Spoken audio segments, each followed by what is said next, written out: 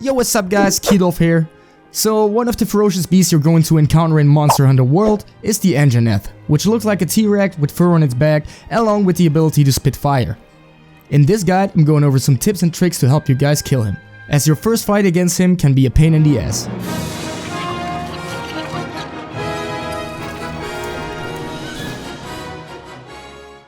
This is a mission for Hunter rank 4 or above, so it's already quite a strong monster.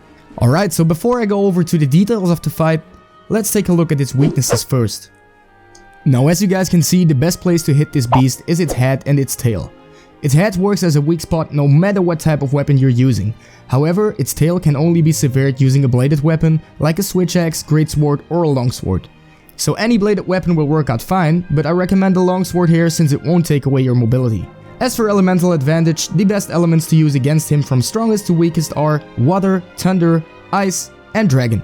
Then as for the ailments you can use against him, again from strongest to weakest, they are poison, sleep, paralysis, stun and blast. Alright, now let's head into the fight. First I'm gonna talk about positioning.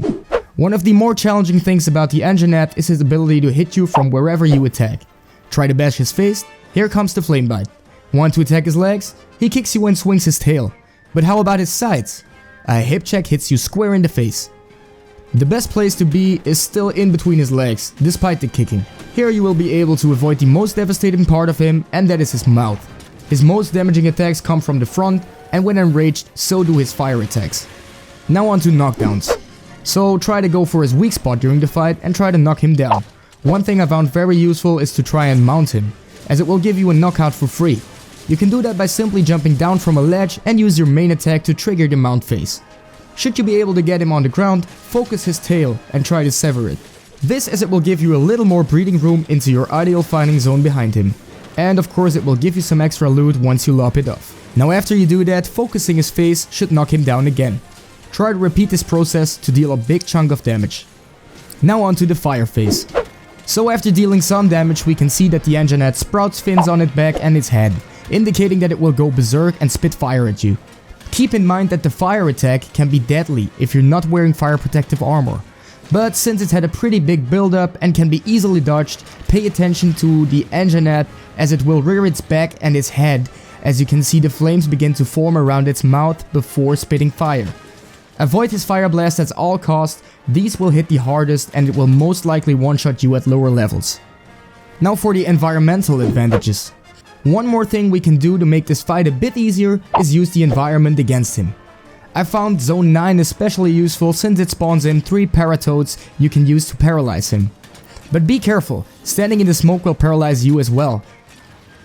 You can also use Zone 5 to hit him with a large boulder, or Zone 8 and Zone 4 to trap him into some vines. These environmental traps will either knock him down or stun him, again giving you a great shot and dealing some serious damage. Alright, and now for the last part, the turf war. Now this one is pretty fun, and as you guys know from the tutorial, bringing different monsters together will make them fight each other. Since the Anjanath is extremely aggressive, it will try and fight every monster it will encounter, whether it's the small grey Jagras or the 4 larger Rathalos. As for the later, try to encounter Rathalos and make him have a turf war. The Rathalos will lift the Anjanath and smack him down, dealing roughly 1.4k damage. Once the Anjanath has eventually been felled after a long and drawn out battle, you'll have the opportunity to scavenge its corpse for rare items like the Anjanath pelt, Anjanath scale, or even the flame sack.